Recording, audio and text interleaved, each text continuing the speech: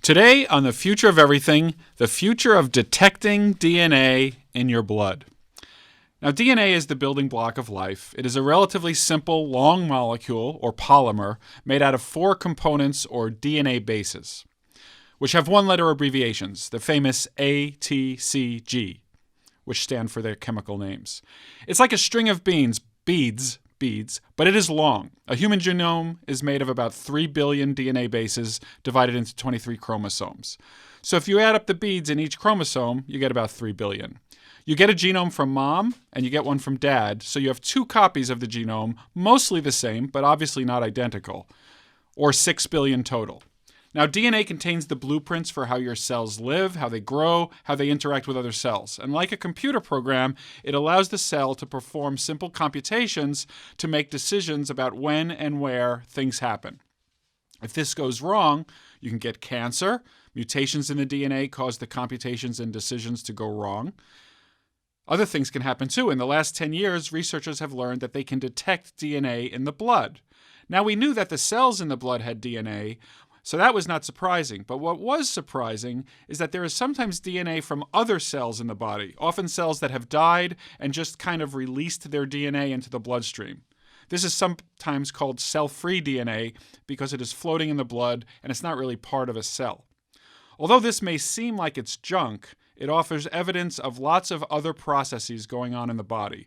Processes diverse as cancer, pregnancy, stress on organs, or even death, and many others.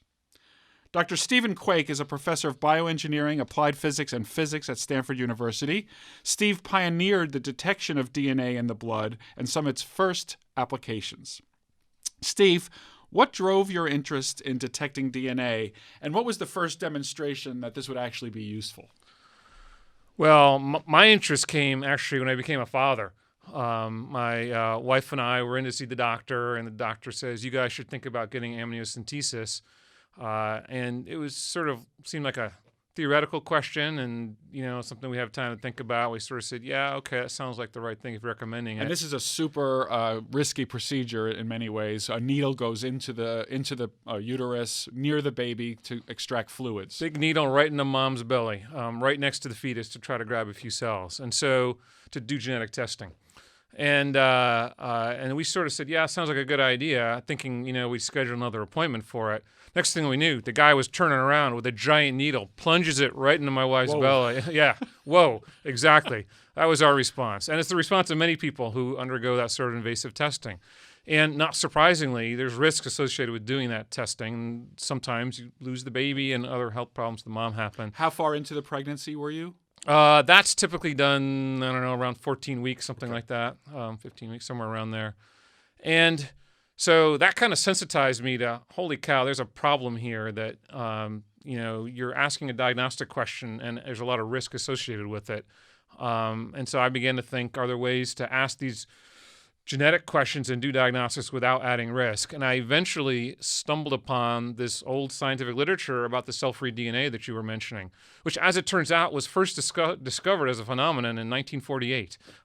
That's before Watson and Crick even articulated the importance of DNA for genetics. It's before the structure, and it's before people knew. It's roughly contemporary. People first realized that DNA was the molecule of inheritance. Right. I mean, Oswald Avery, just that same year, was working that out.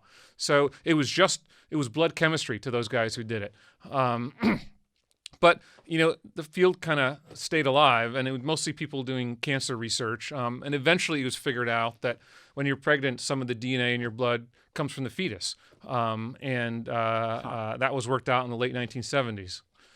So then this is not a large amount, I'm guessing. It's not much, just a few percent of what's there. Yes. So it's a very challenging measurement problem.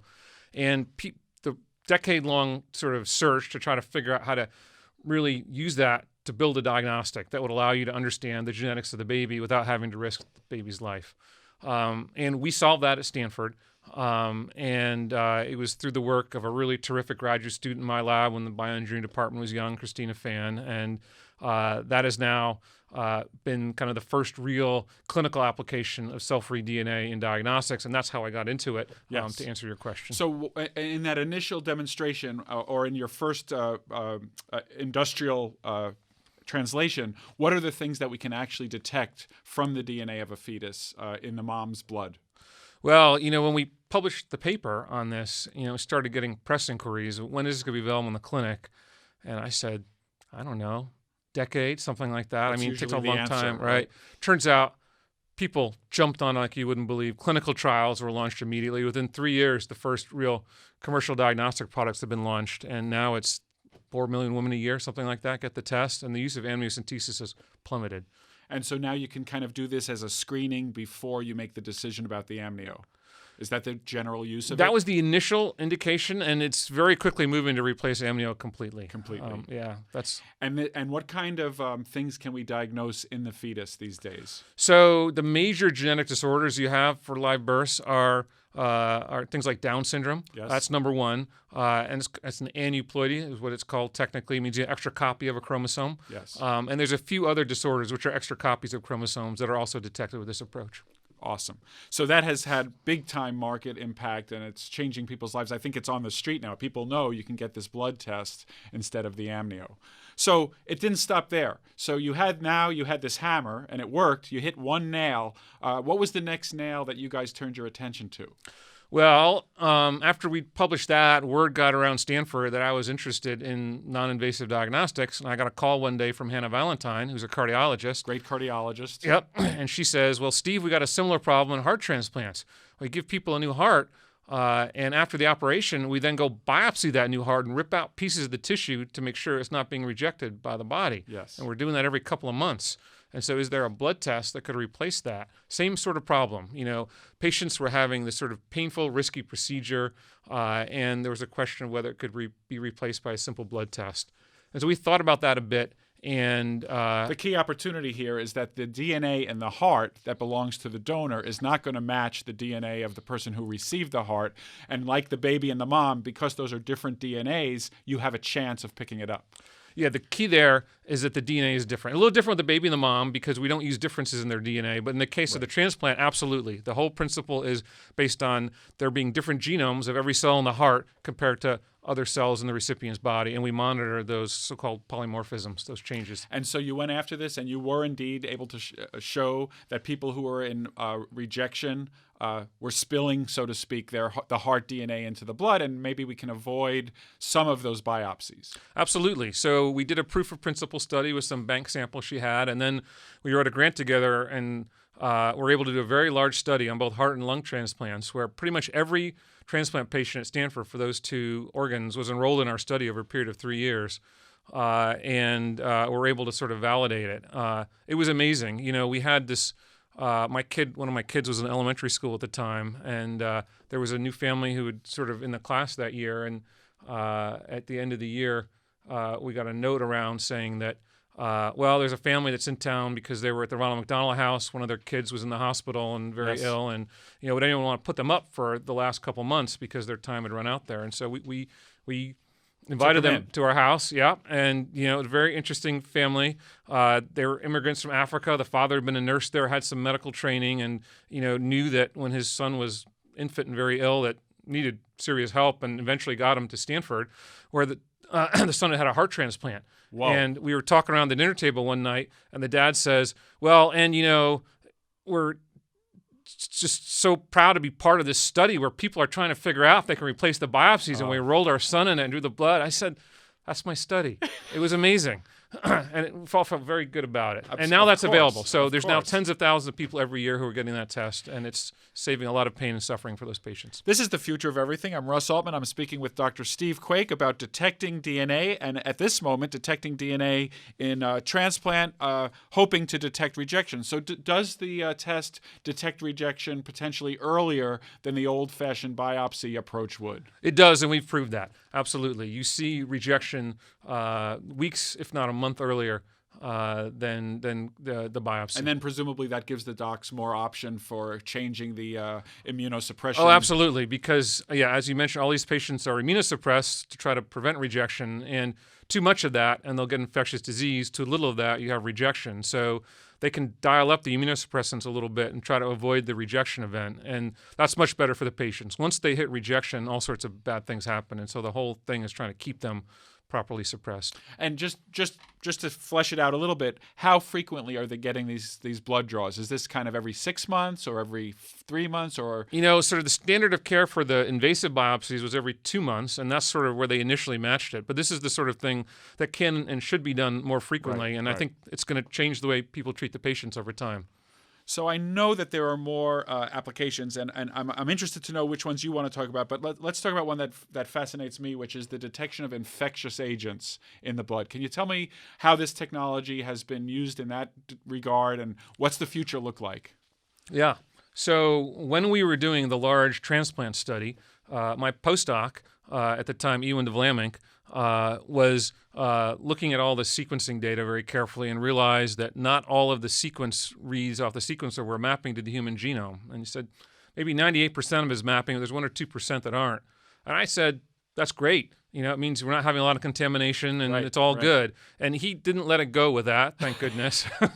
And he started looking at those things that weren't mapping, and he realized it wasn't contamination, and they actually were not human, and it was part of the microbiome of these individuals. So the bacteria and the viruses and the funguses that live in our body also release cell-free DNA, and we were measuring that as well.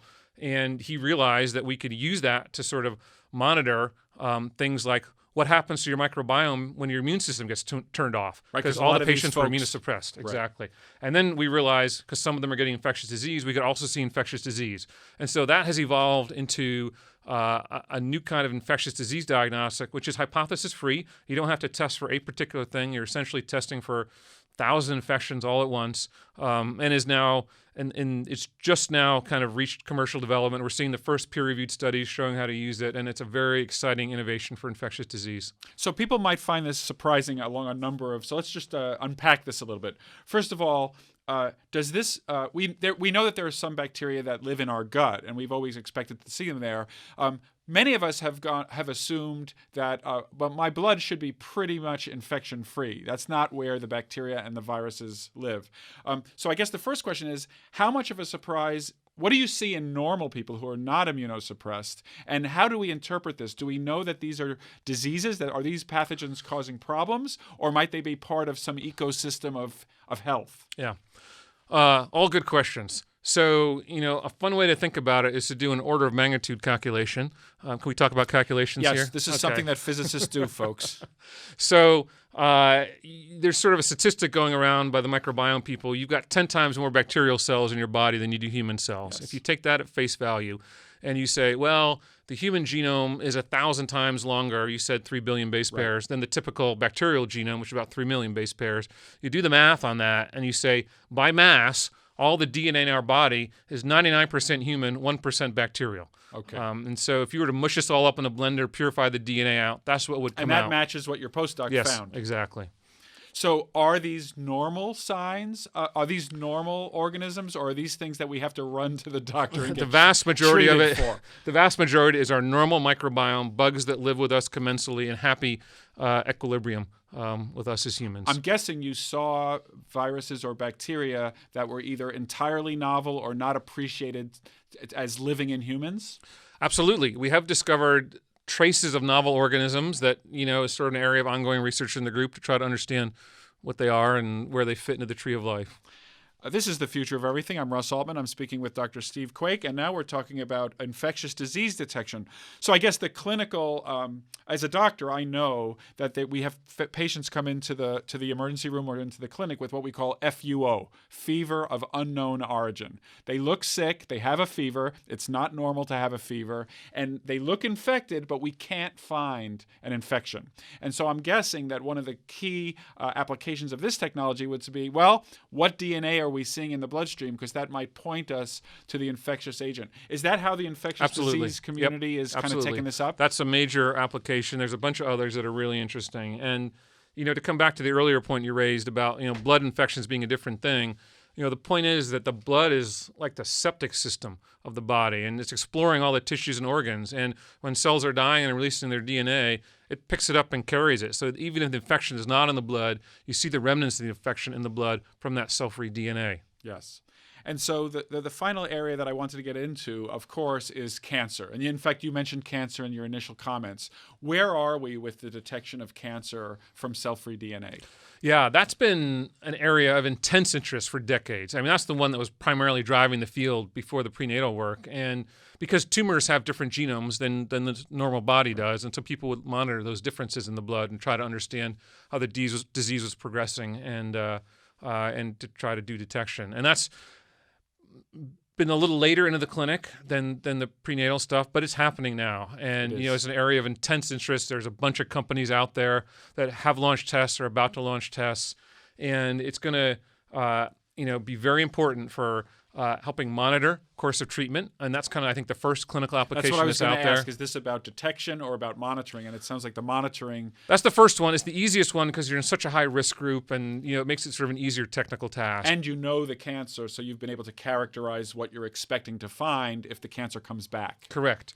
But the big thing to go after is early detection, and that would help a lot of people and save a lot of lives. And that's something that is going to be coming. Maybe it's 5 years, maybe it's sooner, but there'll be some very valuable tools for that coming down the pike. I'm pretty confident about that. Yeah, so let's just think about that for a moment, because one of the things that I know is an issue is when these new technologies arise, they often move up the time of detection. So you could get the cancer detection earlier, you get the rejection. In general, that's a good thing. But in cancer, it's a little tricky because there is some, if I understand the literature, there's some indication that some cancers arise and the body's own immune system suppresses the cancer effectively before it can grow. So have people worked out what actions you should actually take if you see a very early indication of cancer? Is it definite that we're going to hit the patient very hard with chemotherapy and radiation and whatnot, or might we still have to figure out what to do about that? Yeah, that's a really good question, an important issue. And I think we're so early on that that's being worked out in the clinical community, but the initial thought is not that you would go right to treatment with chemotherapy, but that you would reflex to other testing methods that are more expensive and more sophisticated and are not the sort of thing you use to screen people broadly. But if you got a hint that something's wrong, you'd use them. Things like imaging techniques and such forth. Makes sense. This is The Future of Everything. I'm Russ Altman. More with Dr. Stephen Quake about DNA, the future of health and biology and bioengineering, next on SiriusXM Insight 121. Welcome back to The Future of Everything. I'm Russ Altman. I'm speaking with Dr. Stephen Quake about the fabulous uses of DNA that's floating around in our cells. Steve, we just went through a bunch of really killer apps, but I know that there's yet another one which is looking at preterm birth. And that's a funny one to me because it's not immediately obvious how detecting DNA would have anything to do with a preterm birth. So tell us that story. Yeah. So preterm birth ends up being number one cause of neonatal mortality and complications later in life. It's a huge problem. And there's been, despite decades of effort, no real progress on creating a meaningful diagnostic that tells people who's at risk. And there's been a lot of effort put into... So the goal would be very early, say, this looks like a pregnancy that might have some preterm problems. Exactly. And more generally, when is the baby going to be due? Even if it's not early, can you predict the due date? And there's been a lot of effort put into understanding the genetics of that, the DNA-based part, that has not really had a lot of predictive power or success. And so we turn to looking at RNA, which carries the message from the genome and tells you about sort of not the inheritance, but the state of the cell in the body at any given point. And it turns out the same guys who discovered cell-free DNA in 1948 also discovered cell-free RNA. Well, they had a good year. They did. Same year? Same paper. Same paper. And so we began looking at cell-free RNA as a way to measure what's going on in the mom's body and with the baby in the placenta at any given point in time. And how are things changing? And can that signal to us when the baby's going to be born and if the baby's going to be born early? And we were able, after a long effort, it took 7 or 8 years of work by a very large group of people, a number of collaborators here at Stanford, including David Stevenson and Gary Shaw and Yair Blumenfeld, a bunch of the MFM docs. Yes. MFM is maternal fetal medicine. Thank you. It's okay. But we It's managed to we managed to figure it out. And we published a paper last year showing that there's a handful of transcripts which indicate when the mom is going to give preterm birth, about 2 months in advance of that. Wow. So these are like canaries in the coal mine. Exactly. And we found another set of transcripts which are predict gestational age. So you can tell how old the baby is and predict when it's going to be born. And that turns out to be a really interesting Now, I was going to problem say, as well. I thought that good old-fashioned subtract 9 months from the date of birth gets you a pretty... In fact, I must say, I'm born on November 5th, and that's important because if you go not back 9 months, that gets you to February 14th, Valentine's Day. So... that's a side story. Okay, I got a couple stories there for you. But all right, let me give you a couple stories. Tell me about this. So, when we were having our first kid, the one with the amnio, right? I asked the doctor, what's the due date? Tells us the due date. I said, what's the error of your measurement, your estimate? And he got very offended because he thought I was questioning his ability as a doctor. Of course. We had a very tense discussion. Finally, I managed to communicate. I was asking about the uncertainty in the estimate because I wanted to know when to adjust the travel schedule to make sure I didn't miss it. Right. And he couldn't tell me the uncertainty, but he told me a number that I could use to derive the uncertainty, and so I did that. Worked out to 2 sigma, 3 sigma. I had 3 sigma baby. So the baby was premature by 3.5 weeks. And which is at it the was border fortunate. of the Yeah. plus minus. Yeah, I was fortunately in town, and fortunately she turned out fine. But this sort of got me aware of the importance of not only preterm birth, but also understanding, trying to understand when the baby's going to be born and prediction of due date. Okay, so you sold me. This is actually an impactful question. Yes. So exactly. what can you guys do? Well, I mean, it's early still. We're still figuring out. Our first paper was a small number of women, few dozen women, and yet it seems very promising, and we've now been able to reproduce in a different cohort that we can predict preterm birth and gestational age, and from gestational age, hopefully predict when the normal baby is going to be born. But it's all now going into much larger clinical trials to validate it. It's very much the beginning of the story, but it's an exciting one. So great. So this is where this is a new molecule for our discussion. This RNA molecule, also from the baby or the placenta or both, and a combination of maternal and fetal factors gives you the data you need in kind of a big data mining approach, not to overuse that, to actually draw inferences that might be very impactful both for the actual due date, but more importantly for, we have a woman who might be having a preterm birth. Let's do what we can. And again, the ability of doctors to intervene is probably much better if they have 2-month warning. Correct. Well, so this has been an amazing ride, and I want to turn our attention a little bit now to a kind of a separate thing that but very excited that you're involved with. A few years ago, I think 3 years ago, the Chan and Zuckerberg Foundation announced the creation of a big biomedical research institute with you and a colleague from UCSF, Joe DeRisi, as co-presidents. And it had a very bold mission. The mission was to, I believe, cure or manage all disease by the end of the century. Something like that. You can correct me if I'm wrong. Cure, treat, or prevent all human disease by the end of the century. Bingo. So you agreed to that charge. You've now been doing it for 3 years. Can you tell us a little bit about how it was set up and why it was set up, and is it really even possible to imagine that level of progress in the next century? Yeah. So we've been talking about becoming parents, and Mark and Priscilla began to turn their attention to philanthropy in a pretty large way when they became parents, and they wrote an open letter before their first daughter was born that kind of launched the Chan Zuckerberg Initiative and ultimately the Biohub with this idea of trying to create a better world. It's called the Chan Zuckerberg Biohub. Biohub, good. Mm-hmm.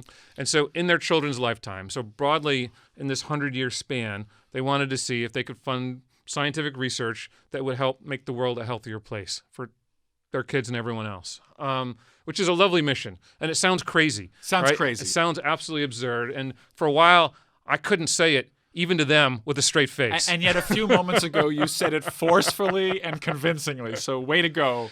And what turned you? Well, you think about it for a while, and it helps to think backwards in time and think about how far medicine has advanced in the last 100 years. And in this country, mortality has been cut in half. And the things that kill us now are very different than the things that kill us 100 years ago. Primarily, it was infectious disease then. Now it's things like heart disease and such forth. And so we've eliminated entire classes of diseases effectively and cut mortality in half. So you can project forward another 100 years and say, if we don't do anything, we should get another factor of 2. And with some really serious effort, maybe we can do better than that. It's just very hard for people to think on century-long timescales. We're thinking, when's our next grant proposal or something like that? Yes. When's our next student going to graduate? And it's not often that we have the opportunity to think on that sort of timescale. This is the future of everything. I'm Russ Altman. I'm speaking with Steve Quake now about curing, managing, treating, and what was the other verb?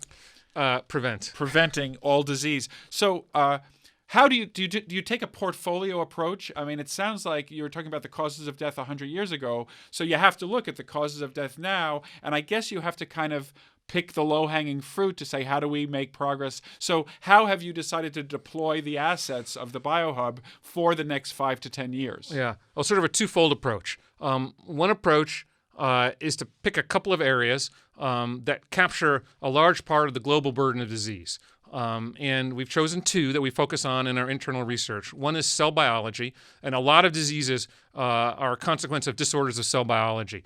Cancer, heart disease, pulmonary disease, number of neurological diseases. And so better understanding of how cells work will lead to new therapies and treatments. It'll be a platform of discoveries that will have multiple applications. Right, exactly. And that covers a large part of the global burden as you work out the numbers of that. The other big part is infectious disease. So it's still a problem. Still a problem worldwide, absolutely. There's a bunch of open areas, malaria, HIV, there's a bunch of other ones, TB, number of viral infections. So that's our other big internal effort. And at the Biohub, our researchers have been hired to focus on those 2 areas. Now, all the rest, what we've done is we've partnered with the Bay Area universities, Stanford, UCSF, and Berkeley, and we fund research of nearly 100 faculty at those universities across everything else. We have an open competition. We've committed roughly $100 million to those faculty over the next 5 years, and we'll do it again for the second 5 years. And we're encouraging them to work on the riskiest, most exciting ideas, whether they're basic science, technological, or more disease-focused, to cover the span of where we think a lot of the great innovations are going to come over the next decades. So that does sound compelling. So basically a twofold strategy with some top-down projects that you know are going to be impactful, and then you spread your bets by giving money to a bunch of smart people and say, just do what you think is right. And the hope is that that will lead to the next set of challenges that you guys can perhaps adopt as top-down challenges. That's right. So how's it going? Well, as you mentioned, we just celebrated our 3rd birthday 3 weeks ago. Joe and I have been working really hard, but it feels great. I mean, I feel like we're at full steam and great science is happening, and the people we're funding are doing great work, and the future is bright. And I guess, are the donors satisfied? Are the people who put up the funds, are they starting to see the fruits of their vision? Well, you have to ask them that. It's not my place to say.